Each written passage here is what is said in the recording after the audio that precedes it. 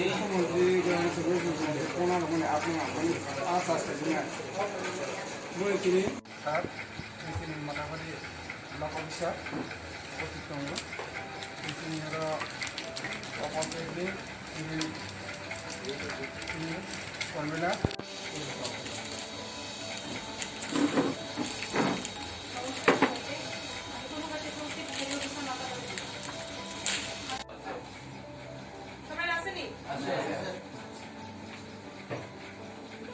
মাছ চাষ 12 মাস আমরা কি করে করি? বৈজ্ঞানিক পদ্ধতিতে যদি মাছ চাষ করি তাহলে মাছ চাষ আমরা 12 মাসে করি।